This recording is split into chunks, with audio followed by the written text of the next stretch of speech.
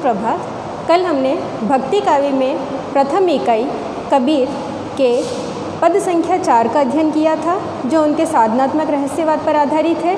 आप सब अभी तक यह स्पष्ट रूप से जान चुके हैं कि कबीर के रहस्यवाद के 2 पक्ष रहे हैं, भावनात्मक रहस्यवाद और साधनात्मक रहस्यवाद। साधनात्मक रहस्यवाद वह होता है जिसमें साधक अपनी साधना के द्वारा ईश्वर को पाने का प्रयास करता है, और जब उस पर पद लिखे जाते हैं तो उन पदों में जब साधक लिखने का प्रयास करता है कि उसने कौन सी विधि अपनाई है अपने ईश्वर को पाने के लिए, तो वो क्या करता है, अप्रस्तुत को प्रस्तुत के माध्यम से विधान करता है, यानी प्रतीकात्मकता के माध्यम से दर्शाता है।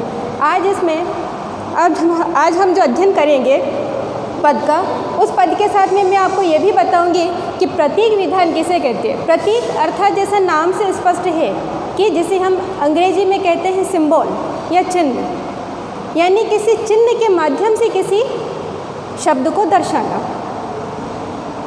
तो प्रतीक विधान में जब रहस्यात्मकता के पद आते हैं, वो भी जब साधनात्मक रहस्यवाद के पद आते हैं, तो सांसारिक प्रतीकों का प्रयोग किया जाता है। सांसारिक प्रतीकों में क्या करता है कि रहस्यवाद वाले जो साधक होते हैं वो अपनी आत्मा और परमात्मा को दर्शाने के लिए विभिन्न प्रकार के संकेत चिन्हों का प्रयोग करता है। ये उनके साधनात्मक प्रतीक कहलाए जाते हैं। आज जैसे इस पद में कल भी हमने पढ़े थे, और आज भी इस पद में जो कि इनके साधनात्मक रहस्यवाद पर आधारित है कबीरदास जी के, इसमें हम विभिन्न प्रतीकों का अध्ययन करेंगे। सबसे पहले हम इस पद का अध्ययन करेंगे। अवधु ज्ञान लहरी करी मांडी रे, सबद अतीत अनाहत राता, इह विधि तृष्णा शांडी रे। बन के ससे संबंध घर किया, मछा बसे पहाड़ी, शुद्र पीवे बामन मती वाला, फलू लागा बिन बाड़ी। शाड़ बुणे कोली में बैठी, मैं खूटा मैं गाड़ी, ताणे वाणे पड़ी अनवासी, सूत कहे बुणी गाड़ी। कहे कबीर सुनहू रे संतो, अगम ज्ञान पद माही, गुरु प्रसादी सुई के नाके, हस्ती आवे जाही। प्रसंग, सबसे पहले आप प्रसंग का अध्ययन करें कि आपका पद क्या लिखा हुआ है, किस विषय पर आधारित है। उसको पढ़कर आपको एक पंक्ति में बताना है कि प्रसंग क्या है। इस पद को पढ़ने से ये स्पष्ट हो रहा है कि ये कबीरदास जी के साधनात्मक रहस्यवाद पर आधारित है। तो प्रसंग आप क्या लिखेंगे, इसमें साधनात्मक रहस्यवाद के माध्यम से आध्यात्मिक भावों की व्यंजना की गई है। व्यंजना अर्थात चित्रण करना या दर्शाना। तो क्या प्रसंग लिखेंगे आप कि साधनात्मक रहस्यवाद के माध्यम से कबीरदास ने इस पद में आध्यात्मिक भावों की व्यंजना की है। आध्यात्मिक भाव आप समझते ही हैं कि लौकिक जगत में रहकर उस अलौकिक वस्तु को प्राप्त करने का प्रयास करना। अब इसके कठिन शब्दों पर आते हैं कि अवधू, यानी जो पहला शब्द लिखा गया है अवधू, अवधू का अर्थ होता है विरक्त या साधक, साधना करने वाला। मांडी के अवधु ज्ञान लहरी करी मांडी रे, मांडी अर्थात मंडित या समाधि में लीन। समाधि में लीन कौन होता है, साधक या साधना करने वाला व्यक्ति। ससे अर्थात खरगोश। अब खरगोश जो उन्होंने शब्द लिया है कि वो किसके लिए प्रतीक के रूप में प्रयुक्त किया है, एक चिन्ह के रूप में, वो मानव मन के लिए प्रयुक्त किया है। फिर आता है संबंध, समुद्र, इस संसार सागर के लिए प्रयुक्त किया है कि संसार की उपमा किससे दी, कबीरदास जी ने सागर से दी है कि सागर के समान विस्तृत है। मच्छा अर्थात मछली, मछली का प्रतीकात्मक उन्होंने प्रयुक्त किया है मानव मन की आत्मा से, आत्मा के लिए उन्होंने मछली शब्द प्रयुक्त किया।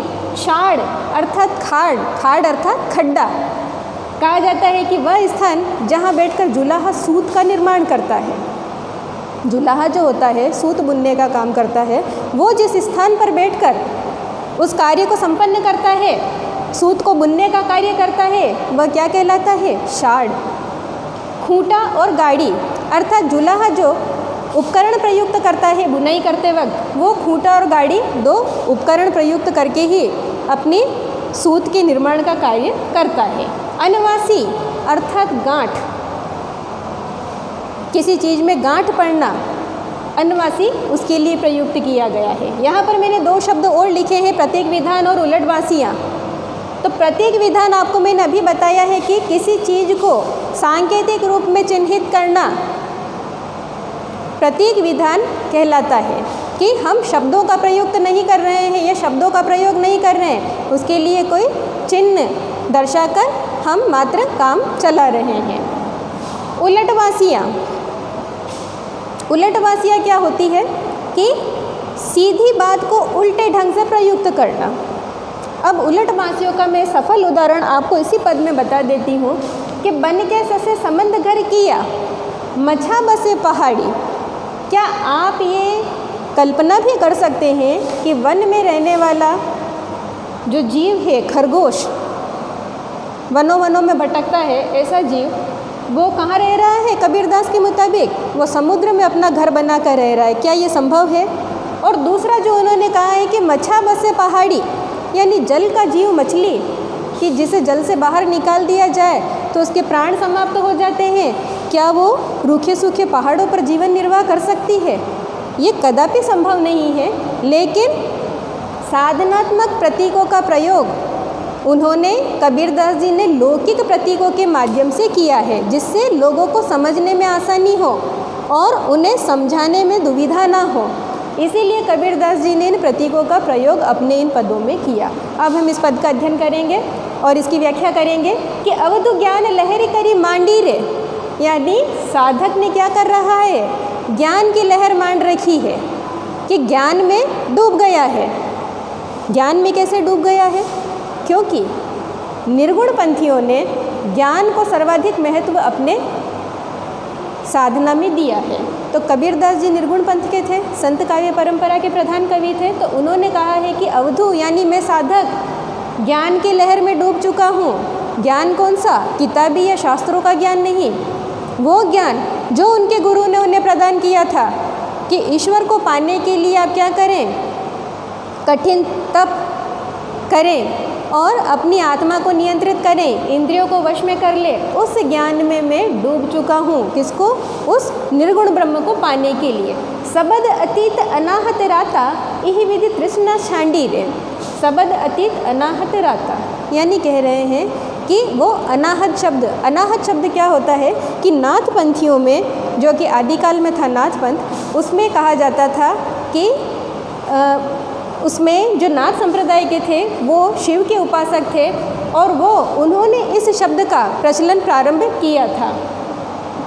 अलख निरंजन, ये जो शब्द था इसका उच्चारण अनाहत शब्द के अंतर्गत माना जाता है कि इसी का नाद है और शिव इसी शब्द के घोष से, उद्घोष से प्रसन्न होते हैं।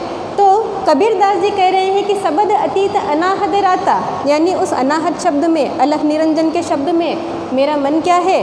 डूब चुका है। यही विधि तृष्णा शांडी रे, और मेरी इंद्रियां क्या है? उन्होंने तृष्णा को छोड़ दिया है, यानी जगत की सांसारिकता को छोड़ दिया है, उसमें डूबना छोड़ दिया है। और तृतीय पंक्ति में कबीरदास जी कह रहे हैं कि बन के ससे संबंध घर किया, मछा बसे पहाड़ी। अब यहाँ पर वापस कबीरदास जी मन के बारे में कह रहे हैं, मानव मन के बारे में कह रहे हैं। फिर प्रतीकात्मकता प्रयुक्त की है कि बन के ससे संबंध घर किया। खरगोश की प्रवृत्ति चंचल होती है, तो उस खरगोश के लिए कहा है कि खरगोश किसका प्रतीक है? मन का प्रतीक है, कि मन भी हमारा इसी तरह चंचल है। जैसे खरगोश वन वन में भटकता फिरता है, उसी प्रकार क्या होता है? जीवात्मा का मन भी तरह तरह से जंगल में, यानी इस सांसारिक जंगल में भटक रहा है। और मछा बसे पहाड़ी, यानी आत्मा क्या हो गई है? जैसे ही हमने साधना करनी प्रारंभ की, साधक ने साधना करनी प्रारंभ की, तप करना प्रारंभ किया, इंद्रियों को नियंत्रित करना प्रारंभ किया, तो क्या हुआ? मछा बसे पहाड़ी, यानी जीवात्मा की जो आत्मा है वो कहाँ स्थिर हो गई? सहस्रार चक्र में, यानी ईड़ा, पिंगला, सुषुम्ना, इन नाड़ियों का उद्गम आपके मेरुदंड से माना जाता है। और सहस्रार चक्र के लिए कहा जाता है कि इन सब से ऊपर उसका स्थान माना जाता है। अब जीवात्मा की आत्मा क्या है? वहाँ स्थापित हो चुकी है, यानी उन सब से अब ऊपर उठ चुकी है। शूद्र प्रिय ब्राह्मण मति वाला, यहाँ शूद्र और ब्राह्मण किसी वर्ण के लिए या वर्ण भेद को कबीर नहीं दर्शा रहे हैं। यहाँ पर उनके कहने का अभिप्राय यह है कि जीवात्मा कि शूद्र प्रिय ब्राह्मण मति वाला, यानी जीवात्मा क्या कर रही है, उसका पान कर रही है, शूद्र रूप में शराब का पान कर रही है, शराब का सेवन कर रही है। और ब्राह्मण मति वाला यानी जिसने उसका सेवन नहीं किया, जिसने उसका पान नहीं किया, शराब का सेवन नहीं किया, वो उसका स्वाद ले रहा है।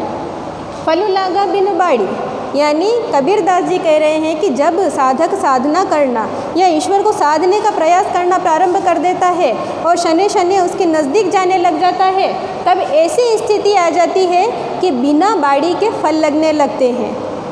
यानी ना कोई ज़मीन है, ना कोई बीज है, ना उसको बोया गया है, ना उसे जल दिया गया है, ना उसको सींचा गया है, लेकिन फिर भी क्या हो रहा है कि उस बाड़ी में फल लग रहे हैं। शार्ड बुने कोली में बैठी, मैं खूटा में गाड़ी, यानी आप जुलाहे की बात कर रहे हैं कबीरदास जी, क्योंकि वो खुद उसी संप्रदाय से थे। यानी उनके माता पिता के बारे में कहा जाता है कि जुलाहा दंपति ने उनका पालन पोषण किया था। तो अपने उस वर्ण व्यवस्था के अंतर्गत यानी किस प्रकार से जुलाहे का कर्म होता है कि वो सूत बुनने का कार्य करता है, उसके बारे में कह रहे हैं कि शार्ड बुने कोली में बैठी, अर्थात जुलाहे के लिए कह रहे हैं कि वो स्थान जहाँ पर जुलाहा सूत बुनने का कार्य करता है वहाँ पर जुलाहा बैठा हुआ है। मैं खूटा में गाड़ी, अर्थात बुनाई में प्रयुक्त उपकरणों के लिए कह रहे हैं कि दोनों के अलग अलग इस्तेमाल हैं, दोनों का अलग अलग प्रयोग होता है। लेकिन अब मैं एक विचित्र चीज़ देख रहा हूँ। विचित्र चीज़ क्या देख रहे हैं? अब वे कह रहे हैं कि ताने वाड़े पड़ी अनवासी, सूत कहे बुनी गाड़ी। ताने में बाना पड़ना, ताने में बाना पड़ना अर्थात सूत के लिए कहा गया है कि उसकी क्या होती है, सूत की बुनाई होती है और बुनाई जुलाहे द्वारा की जाती है। सूत स्वयं अपने आप में अपनी बुनाई नहीं कर सकता है, अपने आप को स्वयं निर्मित नहीं कर सकता है, उसको कौन निर्मित करता है, जुलाहा निर्मित करता है। लेकिन कबीरदास जी कह रहे हैं कि मैं तो एक विचित्र स्थिति देख रहा हूँ कि ताने वाणे पड़ी अनवासी, यानी बुनाई की जगह क्या होने लग गई है, अब गठाई होने लग गई है। यानी उसको तो निर्मित ही नहीं किया गया जुलाहे के द्वारा, लेकिन वो तो अब संपूर्ण होने की स्थिति में पहुंच रहा है कि उसकी तो सीधी गठाई होने लग गई है। यानी ये क्या विचित्र स्थिति हो रही है। सूत कहे बुनी गाड़ी, और सूत स्वयं चलकर क्या कह रहा है जुलाहे से कि मेरी बुनाई थोड़ी गाढ़ी करो, तुम बहुत हल्की बुनाई कर रहे हो, इससे मैं ज़्यादा अधिक आपको योगदान या अच्छा उसका परिणाम नहीं दे पाऊँगा। तो क्या कह रहा है, वो जुलाहे में खोट निकाल रहा है और वो कह रहा है सूत स्वयं कि तुम मेरी बुनाई थोड़ी गाढ़ी करो जुलाहे। कहे कबीर सुनहु रे संतो, कबीरदास जी संत संप्रदाय के सभी संतों से कह रहे हैं कि मेरी बात को ध्यान से सुनिए। अगम ज्ञान पद माही, अगम अर्थात जिसे कभी जाना ना जा सके, जिस तक कोई पहुँच ना सके, जिसको चाह कर भी कोई ये समझ ना सके कि उसमें क्या कहा गया है। निर्गुण निराकार ब्रह्म के लिए भी यही कहा जाता है कि वह अगम और अगोचर है। गोचर तो है, इस जगत में है तो सही, लेकिन दिखाई नहीं देता है, चलता फिरता आप उसे नहीं देख सकते हैं। तो अगम ज्ञान पद माही, यानी इस पद में एक ऐसा ज्ञान छुपा हुआ है। कबीरदास जी अपने संतों से कह रहे हैं, संत संप्रदाय के लोगों से कह रहे हैं कि उसको जान पाना संभव नहीं है। गुरु प्रसादी सुई के नाके हस्ती आवे जाही। अब अंतिम पंक्ति में फिर गुरु के महत्व को प्रदर्शित कर रहे हैं कबीरदास जी कि गुरु प्रसादी, गुरु के प्रसाद से, गुरु की कृपा से जब साधक गुरु की कृपा प्राप्त कर लेता है तो ऐसी स्थिति हो जाती है कि सुई के नाके से, यानी सुई में एक धागा डालने के लिए क्या होता है, एक छेद होता है बारीक सा, उस बारीक से छेद से धागा डालकर ही और गिठान लगाने पर धागे की, उसके बाद में ही आप सिलाई के लिए उसे सुई को प्रयुक्त कर सकते हैं। बाकी सिलाई कर सकते हैं कपड़े की, वो कभी संभव नहीं है। आप जैसे ही बिना धागे के सिलने की कोशिश करेंगे, कपड़े को सुई डालेंगे तो सुई क्या होगी, एक दिशा से डालेंगे और दूसरी दिशा से बाहर आ जाएगी या अटक जाएगी।